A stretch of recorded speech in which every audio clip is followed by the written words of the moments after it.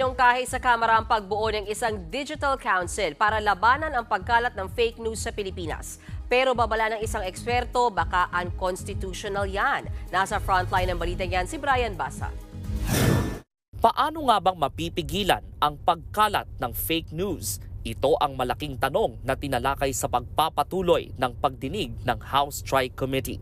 Mungkahir yan ni Bataan Representative Geraldine Roman, bumuo ng Digital Council. Itong Digital Council of the Philippines, as I envision it, ang magiging tampulan kung saan pwedeng pumunta ang mga nabibiktima ng fake news.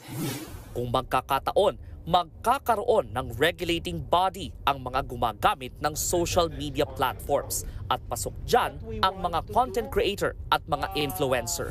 Naiiba ang panukalang Digital Council of the Philippines. Kasama kasi rito ang mga ahensya ng gobyerno, pati law enforcement, di tulad ng Ad Standards Council o ng kapisanan ng mga broadcaster ng Pilipinas. Yung mga kumpanyang miyembro nito, sila-sila lang ang nagre-regulate sa isa't isa.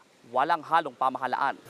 Bukod sa mga samahan ng mga profesional, plano ring isali sa council ang National Bureau of Investigation, Cybercrime Investigation Coordinating Center, Department of Information and Communications Technology at iba pang ahensya ng gobyernong makatutulong sa pagbabantay. Sang-ayon dito ang ilang eksperto.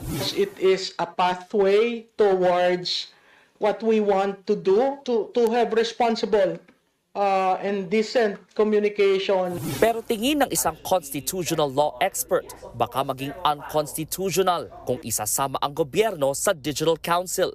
Posible raw kasi nitong tamaan ang malayang pamamahayag sa ilalim ng ating saligang batas. Yung magre-regulate sa speech, then meron itong kaakibat na state power. So potentially unconstitutional yung panukala ngayon na magkaroon ng isang digital council.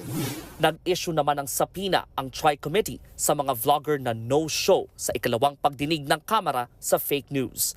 Nagbabalita mula sa Frontline, Brian Basa, News 5.